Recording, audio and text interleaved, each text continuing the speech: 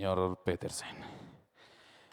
Bueno, nuestra agenda, nuestra próxima conferencia será en modalidad virtual. Así que a continuación tendremos en esta modalidad al doctor Antonio Gómez Soares, de Embrapa Brasil. Es químico, máster en Ciencia y Tecnología de Alimentos y doctor en Ciencia de los Alimentos de la Universidad Federal do Rio de Janeiro. Actualmente coordina el equipo de post cosecha de frutas y hortalizas, además de ser profesor en el curso de MBA en Gestión de Calidad y Seguridad Alimentaria de la Universidad Veiga de Almeida. Bienvenido al doctor Gómez Soares. Bom dia, é prazer estar aí com vocês, virtualmente, é lógico. Em primeiro lugar, gostaria de agradecer a organização do evento pelo convite para estar aqui e falar um pouco para vocês sobre pós-colheita e armazenamento de maracujá, que é o tema da minha apresentação. Como vocês já sabem, devem ter ouvido aí, o maracujá como fruta tropical, ele tem um valor econômico enorme e um valor nutricional também amplo. É utilizado tanto no consumo in natura quanto no processamento industrial. No processamento industrial você tem aí lácteos, tem polpas de frutas, sorvetes, uma série de produtos. Bom, o problema é que ele é um fruto climatérico e, como tal, seu metabolismo continua após a colheita e isso influencia muito na sua vida útil e na qualidade. Portanto, a gente precisa adotar certas técnicas de manuseio e armazenamento para minimizar as perdas e garantir uma oferta de produtos com alta qualidade, principalmente quando se fala em mercado externo, exportação. Mercado interno também, mas mercado externo mais ainda. Em relação à colheita, né, a colheita e a maturidade do fruto vai depender do mercado. Se você quer um fruto para mercado longo, para exportação, você vai ter que colher esse fruto numa maturação mais verde, para você poder, durante o processo de comercialização e maturação do fruto, e você ter o amadurecimento do fruto paulatinamente. Entretanto, para mercado local, né, o maracujá amarelo, por exemplo, o principal indicador dele sempre é a cor da casca. Então, a gente vai ter que ter uma coloração amarela uniforme, o maracujá amarelo, e para o roxo, uma coloração roxa uniforme também. E isso a gente garante que o produto vai ter um sabor, um aroma bem interessante para ser comercializado. Mas sempre depende do mercado que você quer atingir. Em relação aos fatores fisiológicos de pós-colheita, é importante a gente destacar aqui duas coisas que são interrelacionadas. O primeiro é a respiração e produção de etileno, né? Ele é um fruto climatérico, portanto, ele apresenta um pico de etileno após a colheita, né?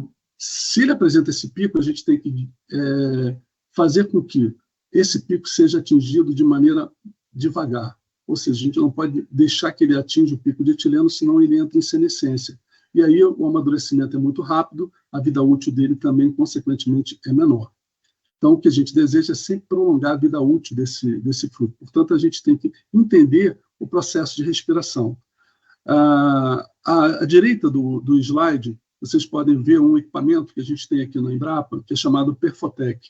É um equipamento que a gente consegue avaliar em 4 horas, tá, a taxa de respiração de qualquer fruta ou hortaliça, em diferentes temperaturas. Então, ele nos dá o consumo de oxigênio, a produção de CO2 e a produção de etileno. Isso é muito importante. Isso tudo por quilograma de fruto.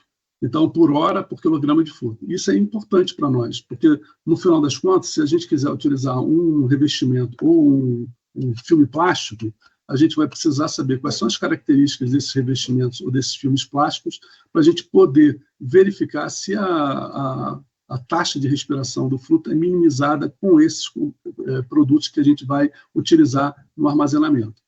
E o segundo passo é a perda de massa e desidratação, que está interrelacionado com a respiração. durante a respiração do fruto, dependendo da umidade relativa, da temperatura que você tiver, você vai ter uma perda de massa e uma desidratação do fruto. Isso vai acarretar em quê? Um enrugamento desse fruto. E esse enrugamento faz com que o fruto fique com uma aparência ruim, né? E essa aparência pode diminuir o impacto do consumidor para a sua compra. Então, a casca do maracujá ela é altamente permeável à água, e isso impacta muito na sua vida útil. Bom, portanto, a temperatura e a umidade relativa, elas são chaves nesse processo.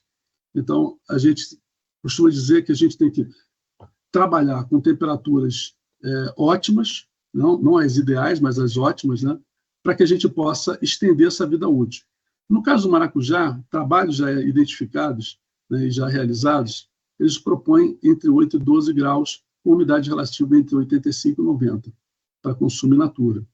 Abaixo de 8 graus, há sempre o risco de danos pelo frio, ou seja, a polpa pode ficar com escurecimento interno, né, e com um sabor não bom, meio ruim, e isso pode impactar no consumidor. Então, por quê? Porque há o chamado chilling injury, que é a injúria pelo frio. No caso de polpa congelada, onde você vai exportar ou vai comercializar, você pode baixar a temperatura para 18 graus negativos e aí você vai manter a qualidade sensorial e nutricional, para a indústria, no caso.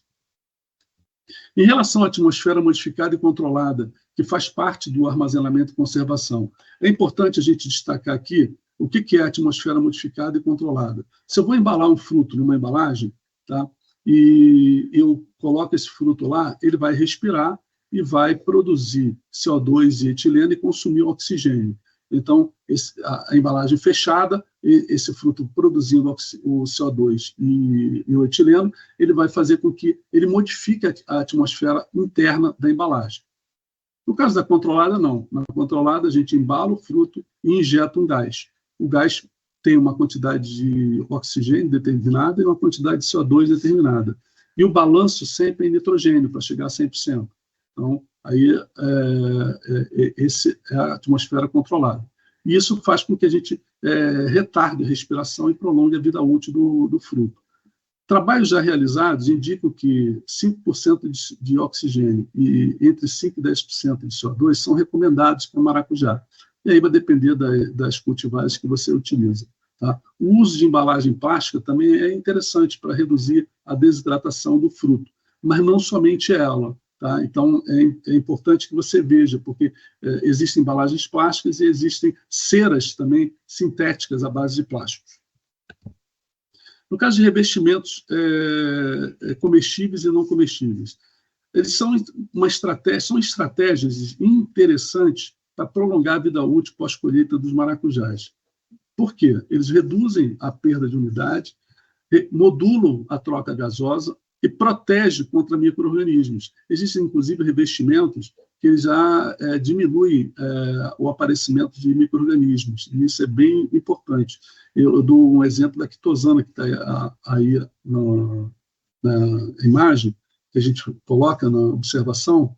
A aplicação de quitosana, por exemplo, que eu vou apresentar um trabalho que vocês vão ver mais adiante, com extratos vegetais, pode reduzir o murchamento e a perda de massa de maracujá em até 20% durante o à temperatura ambiente. Também tem trabalhos que eu vou apresentar aí para vocês com nanocompósito de óxido de grafeno e junto com quitosana e cera de abelha, tá? Que também prolongam a vida útil do maracujá, só que esses são a temperatura de refrigeração, de ambiente, para vocês terem uma ideia das diferenças. Bom, em termos de revestimentos comestíveis e não comestíveis, a gente tem nos comestíveis os polissacarídeos, as proteínas e os lipídios. Os polissacarídeos a gente tem como exemplos quitosana, amido, alginato, carboximetilcelulose, são alguns polissacarídeos que são bem interessantes de uso. As proteínas, porque elas são muito boas para formar redes, né, na hora da formação, e elasticidade, elas dão uma elasticidade muito boa nos filmes. E os lipídios, que a gente pode utilizar ceras naturais, que são bem interessantes porque eles retêm melhor a umidade. Por exemplo, os polissacarídeos, eles não são uma boa barreira contra a umidade. Eles deixam passar a umidade, vocês vão ver num trabalho que eu vou apresentar que foi publicado já. E isso faz com que o fruto ele enrugue de qualquer maneira. Já se você fizer uma mistura desses 3 compostos, polissacarídeos, proteínas e lipídicos, você pode ter um revestimento muito interessante que ele vai prolongar a vida útil desses frutos, tá? No caso do maracujá também. Em termos de filmes plásticos, a gente tem o PVC esticado, tem o PVC termoencolhível, temos o polietileno, e eles são usados para criar atmosfera modificada. Também, no polietileno, você pode utilizar uma atmosfera controlada, que é aquelas embalagens que vêm como se fossem umas almofadas, que eles vêm com gás lá dentro. E essas embalagens elas estão com uma atmosfera controlada e não modificada. As ceras sintéticas também são bem utilizadas. Nós já temos várias ceras sintéticas à base de polietileno, polipropileno, parafina, tem a parafina comestível já, né? E temos polietileno oxidado e temos também ceras à base de silicone. Aqui eu apresento para vocês 2 trabalhos. À esquerda é um trabalho com revestimento usando quitosana e plantas medicinais. E, como vocês podem ver no gráfico da parte de cima, tá? A perda de água foi pouca. Ao longo de 24 dias, a temperatura de 8 graus, mais 3 dias a temperatura de ambiente, para que a gente simule esses 3 dias de comercialização. Então, você percebe ali que após 24 dias, mais 3, que são 27 dias, você não teve uma perda tão significativa de água para esses frutos que estão com revestimento de quitosana, mais as plantas medicinais, extratos de plantas medicinais, que eles são interessantes para que você use, por exemplo, para evitar o crescimento de certos micro-organismos. Embaixo, já o gráfico nos apresenta o rendimento de suco. Não houve praticamente diferenças significativas entre 8 e 16 dias. Né? E para 24 dias, uma pequena redução, mas próximo de 80% de rendimento de suco, que é bem interessante para esses trabalhos. E aí o que você percebe? Que você pode utilizar e abrir mão dessas tecnologias, né? Usar essas tecnologias para que você possa ter um fruto, tá? Com qualidade durante o tempo de vida útil que você deseja.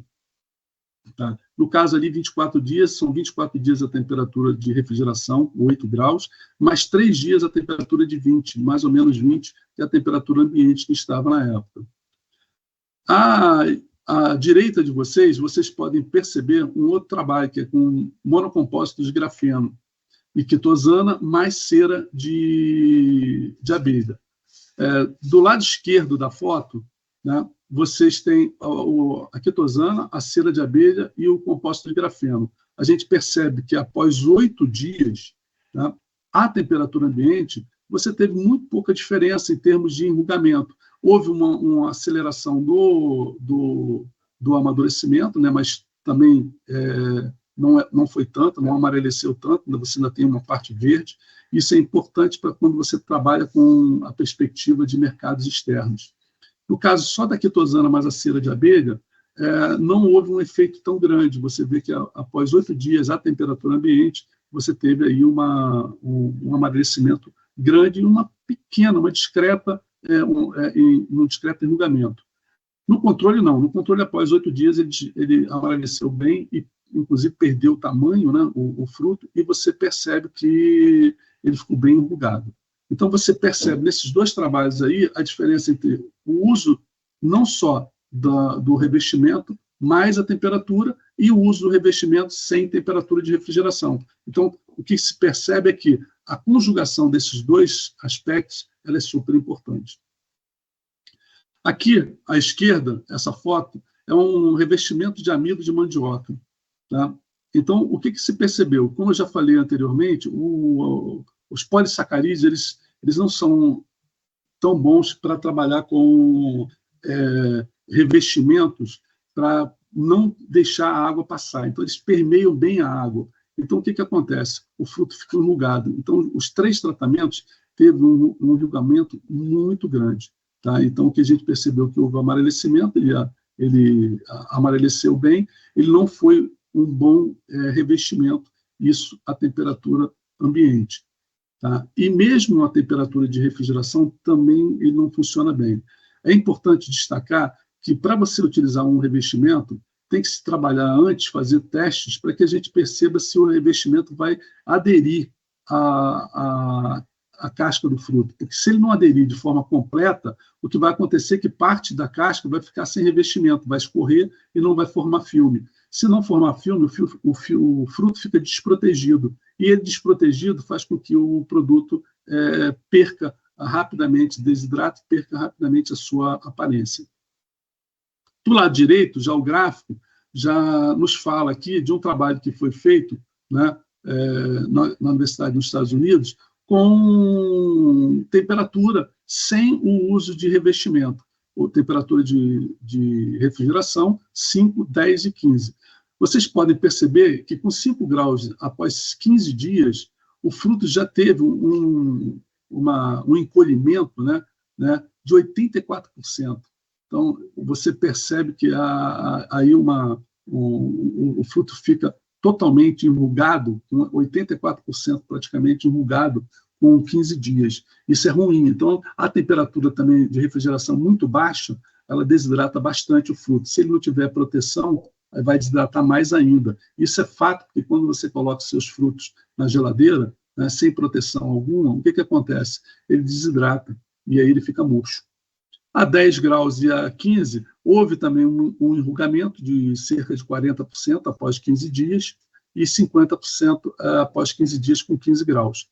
Então, o que a gente percebe é que somente a temperatura também não vai funcionar. Um revestimento só também não vai funcionar. Então, o que a gente vai ter que ter sempre observar que vamos precisar abrir mão de usar tecnologias adicionais, temperatura, revestimentos ou filmes plásticos, tá? Para que a gente possa maximizar a vida útil dos frutos. E, por fim, esse trabalho que nós publicamos em 2024, nós dividimos em 2 partes. Primeiro, nós fizemos aí, à esquerda, vocês têm um gráfico de perda de massa. Né? Fizemos com cera de carnaúba, quitosana, cera de colofônia e óxido de zinco, em nanocargas de óxido de zinco. Então, o que a gente percebe aí? A resina de colofônia com quitosana, mais a cera de carnaúba e a nanopartícula de zinco, de óxido de zinco, a gente obteve aí, após 10 dias a temperatura ambiente, no máximo 8% de perda de massa. Isso foi bem pequeno. Tá? E aí a gente passou por um segundo trabalho em que a gente pegou os 3 melhores, que foi aí o tratamento CR1, que é a cera de colofônia com a cera de carnaúba mais a quitosana. E o segundo é o CRZ, né, que é a cera de carnaúba, a quitosana, a cera de colofônia e a nanocarga de óxido de zinco. O terceiro é o controle. Então, o que a gente pode perceber é que o controle ficou bem desidratado, né, após 10 dias a temperatura ambiente, enquanto que os frutos que tiveram a óleo resina, que é a cera de colofônia, com a nanocarga, eles ficaram bem melhores. É lógico que a gente vai repetir esse trabalho com temperatura de refrigeração agora, para a gente ver como é que a gente obtém esses frutos. E esses frutos também foram comprados no mercado. A gente não pegou esses frutos diretos do produtor. A gente agora vai querer pegar os frutos do produtor mais verdes, depois também mais amarelos, e aí vamos testar. Mas o fato é, a tecnologia de revestimento ela é super importante e é muito boa. Tá? E ela pode ser aplicada para isso. A gente aqui já teve 2 trabalhos com revestimentos e ceras, né, comestíveis, um para coco verde e outro para gengibre. Os 2 foram para produtores para exportação, e passamos a tecnologia para eles, e hoje eles exportam coco, né, e gengibre para fora do Brasil. O coco dura 40 dias e o gengibre dura 47, 51 dias, se não me engano. Então, a gente percebe aí que os produtos ficam muito bons e têm competitividade. É lógico que toda vez que você for trabalhar com revestimento, você tem que pensar no custo também. E a gente pensa nesse custo, né? Agora, para o mercado externo, muitas vezes vale a pena o uso de alguns compostos, por mais caros que eles sejam. Por quê? Porque eles aumentam e ampliam muito a vida útil desses produtos. E ampliando a vida útil faz com que você obtenha mercados mais distantes, e esses mercados distantes podem pagar melhor. Tá? Então, era basicamente isso que eu tinha para apresentar nesse tempo, e fico aí à disposição de vocês para algumas perguntas que forem levantadas aí. Agradeço mais uma vez a organização do evento por estar aqui com vocês, e fico à disposição de todos aí.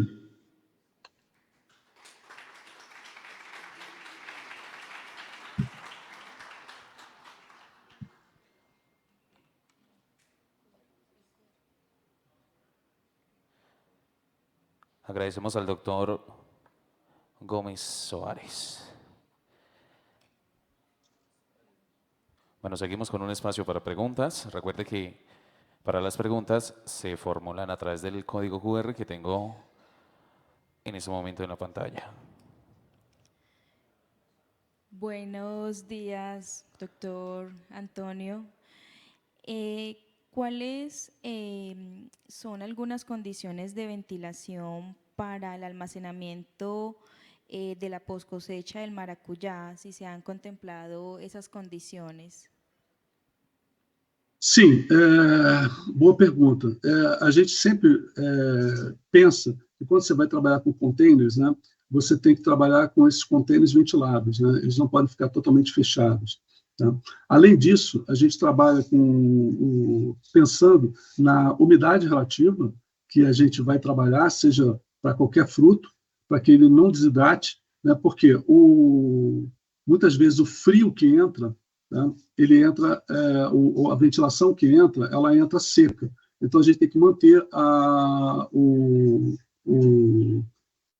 os frutos, né, ventilados, com as cargas ventiladas, e a gente sabe que tem ciclos de ventilação. Então, a gente sempre, quando vai trabalhar com algum tipo de exportação, a gente vê qual é o ciclo de ventilação, qual é o tamanho da carga. Por exemplo, foi falado anteriormente aí 27 toneladas para maracujá. Tá? Para outros frutos, elas são menos, entendeu? Então, isso vai depender muito do tipo de fruto. Quando a gente trabalhou com maracujá, são 11 mil frutos, né, numa carga, tá, do tamanho do fruto. Então, a gente teve que ver qual é a taxa de colocação de ar ali dentro, né, quantas vezes esse ar é renovado, e no caso de frutos que são climatéricos, a gente tem que expurgar o etileno ou fazer com que a ventilação ela force a saída máxima de possível. Então, a gente sempre pensa nisso quando a gente vai trabalhar com os frutos, seja maracujá ou outro fruto qualquer, tá? Ou até mesmo alguma hortaliça que a gente vai trabalhar, tá? Uma hortaliça-fruto, por exemplo.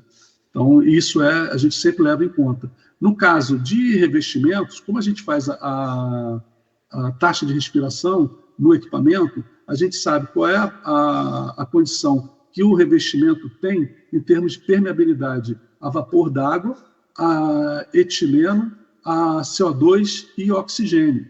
Tá? Por quê? Porque, na verdade, todo revestimento ele permeia um pouco de oxigênio também. Ele não fica só com oxigênio interno, então ele vai permear o oxigênio externo para próximo da casca. Então, a gente vai ter que entender isso para poder desenvolver um revestimento ou mistura de revestimento para isso. De acuerdo, doctor Antonio. Queremos agradecerle de parte del comité organizador toda su disposición de que, a pesar de no haber podido viajar, estar aquí acompañándonos. Muchas gracias. Obrigado mais uma vez a vocês aí, e obrigado por dar essa oportunidade da gente apresentar um pouco do nosso trabalho. E a gente fica à disposição de quem quiser entrar em contato conosco pelo e-mail, né? O meu e-mail é antonio.gomes@embrapa.br. Quem quiser alguma explicação a mais ou alguma coisa que queira conversar conosco, fique à disposição para entrar em contato conosco por e-mail.